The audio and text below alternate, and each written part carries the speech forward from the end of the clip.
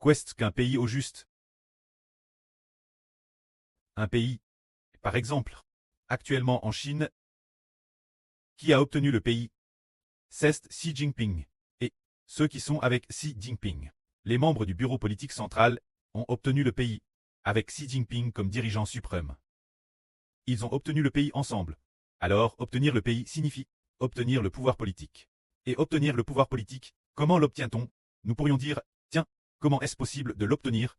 C'est qu'il y a un esprit, une sorte de vie dans les cieux. Les anges du ciel, ou des anges Tchous, ou le diable Satan, ou bien Dieu, qui a placé son esprit sur une certaine personne, et ainsi, cette personne a obtenu le pays. C'est ce que cela veut dire. Alors, il y a plus de 240 pays et régions sur Terre. Il y a donc, dans le ciel, il y a plus de 200 anges au pouvoir. Bien SR, il y a des anges Tchous dans le ciel. Il y en a beaucoup. Probablement des dizaines de milliards. Il est possible qu'il y en ait. Mais ceux qui ont le pouvoir, cela fait référence, ceux qui détiennent le pouvoir, ce qui signifie que son esprit est sur le dirigeant suprême. C'est cela de tenir le pouvoir. Alors, nous disons, qu'est-ce qu'un pays?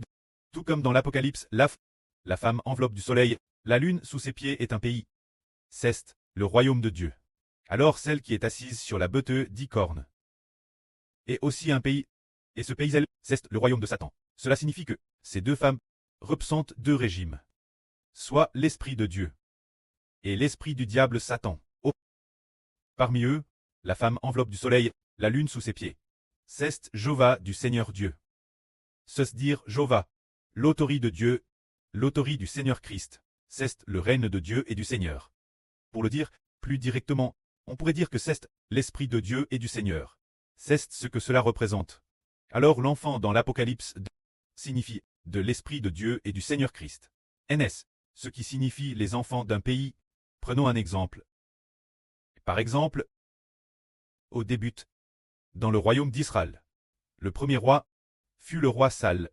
Si les frères et sœurs font un peu attention, comprennent un peu la Bible, ou la connaissent un peu, ils sauront aussi qu'au début Israël n'avait pas de roi. Seul Dieu établissait des juges pour les gouverner. Chaque fois qu'un juge t'établit, l'esprit de Jéhovah Dieu était avec lui. Plus tard, ce qui était plus l'œuvre que les juges, c'était les rois. Plus tard, après l'époque du prophète Samuel, dans ses vieilles ânes, le peuple a demandé d'établir un roi. Finalement, Dieu a choisi Saül. Il a choisi Saül et a demandé au prophète Samuel d'utiliser l'huile d'onction. Lors de l'onction de Saül, Saül parlait comme un prophète. Dans ses actions, il avait une grande autorité et un grand prestige. Au tout début, quelle en était la raison? C'était parce que le prophète Samuel avait pris l'huile d'onction et l'avait versé sur Saül. L'huile d'onction était dans une corne de blier ou une corne de buffle remplie d'huile. Et ainsi, elle fut versée sur la tête de Saül, coulant abondamment. Se déversant sur la tête de Saül, l'Esprit de Dieu vint habiter en Saül. Or, sur quiconque l'Esprit de Dieu repose, c'est lui roi le royaume. Frères et sœurs, vous comprenez probablement, l'Esprit de Dieu, l'Esprit de Jéhovah, était sur Saül. C'est pourquoi le royaume revint Saül. Et Saül régna sur Israël. Saül fut alors appelé roi d'Israël. Alors, le roi d'Israël tant Saül, le royaume d'Israël, la nation d'Israël, était semblable une pouse. La nation d'Israël est une pouse. Et Saül, qui est régné sur Israël, était comme un mari qui prend soin de son pouse ou la dirige. Se dire, comme guider ou diriger son pouse. Ainsi, Saül possédait l'Esprit de Dieu. Et il gouvernait Israël. C'est pourquoi nous disons que le royaume de Dieu, c'est recevoir l'Esprit de Dieu. Et cette personne reçoit alors le royaume. Plus tard, Saül déobéit Dieu et se rebella contre Dieu, car Dieu avait ordonné Saül d'aller combattre les Amalcites. Mais Saül, bien qu'il les ait combattus, pourtant, pargna le roi des Amalcites, et n'agite pas selon la volonté de Dieu, en détruisant tout le bétail, petit et grand troupeau. C'est pourquoi Jéhovah dit, je regrette d'avoir établi Saül pour roi, car après ce que je l'ai établi roi, il m'a empris et ne m'a pas obéi.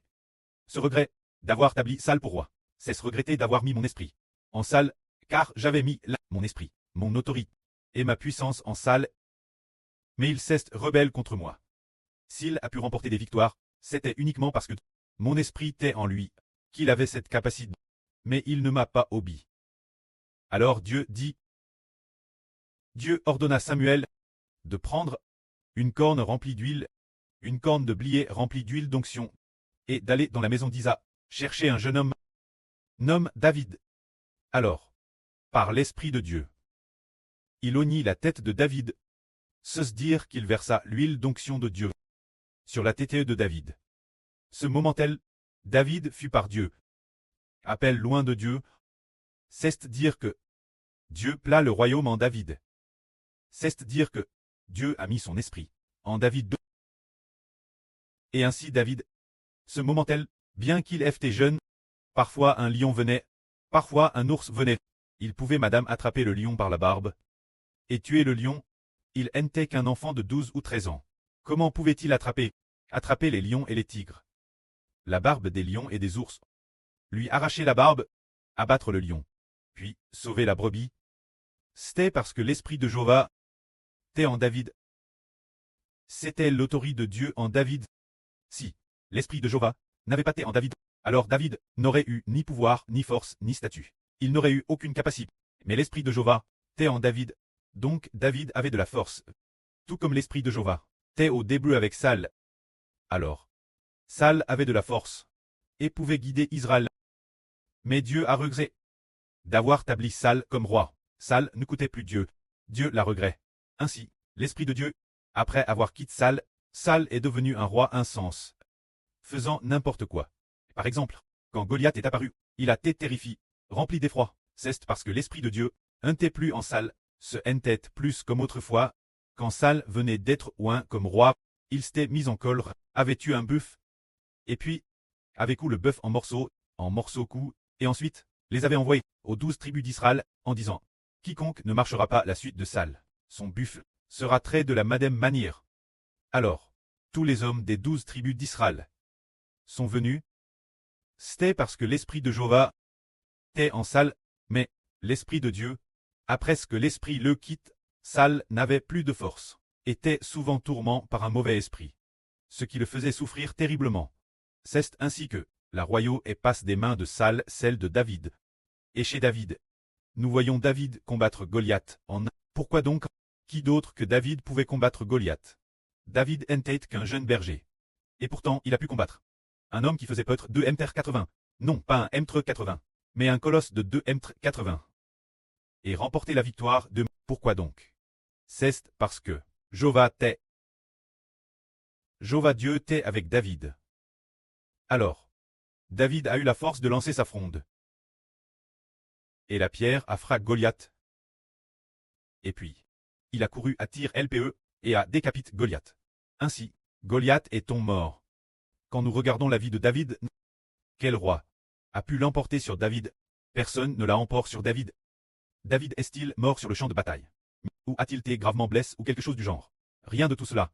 Tout cela parce que Jéhovah était avec lui. C'est-à-dire l'esprit de Jéhovah. L'esprit de Dieu était avec lui.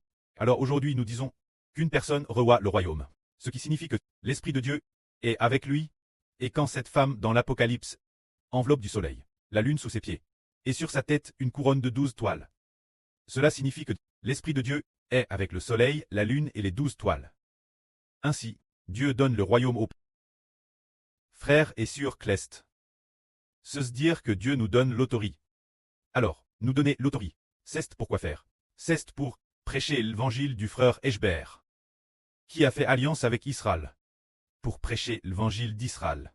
Alors l'autorité a été donne Eshbert d'Israël, mais ainsi que la lune, et aux 12 toiles, bien et certes, plus tard, elle sera aussi donne aux 144 Zoro Clestes. Pour quelle raison? Pour celui qui est appelé le soleil, évangile des Eshbert d'Israël, et nous a ainsi donné l'autorité de Dieu, l'autorité de Christ. Le but est d'obtenir par l'évangile des enfants aînés de l'esprit, pour les offrir Dieu, se dire devenir une nation qui porte du fruit, devenir des personnes nées de l'esprit. Ainsi, ceux qui reçoivent la vie éternelle sont offerts Dieu. C'est pour cette raison. Alors nous comprenons de mieux en mieux, lorsque dans l'Apocalypse, la subtime trompette a sonné, des voix ont dit, juste avant qu'elle ne sonne, un ange puissant a dit « Il n'y aura plus de délai. Quand le septième ange sonnera de la trompette, le mystère de Dieu s'accomplira. Comme il l'a annoncé saints prophètes d'autrefois, comme il l'a annoncé ses serviteurs, les prophètes, ce qu'il a dit, alors, quest qui ne sera plus retard, il n'y aura plus de délai, ce qui signifie que ce ne sera plus retard. Dieu va donner le royaume, Ishber d'Israël. Mais c'est dire, donner l'autorité de Dieu pour régner sur le monde, au frère Ashber, pour que le frère Ashber reçoive le royaume, et règne sur le peuple de Dieu, pour toujours et jamais. Et aussi la lune aux 12 toiles, bien essa, et aussi au clestre, au frère et sur clest. C'est cela que signifie recevoir le royaume. Alors par exemple, nous disons, la femme de l'Apocalypse, est Marie au soleil, ce qui signifie que cette femme est appelée la nation d'Israël. La nation d'Israël est la femme, ce qui signifie que la nation d'Israël signifie le gouvernement d'Israël. Par exemple, la Chine, c'est le PCC, le régime du PCC, Elta du PCC, ainsi Elta du PCC, ce qui signifie que cet État appartient au PCC, que le pouvoir est donné au PCC. C'est ce que cela veut dire.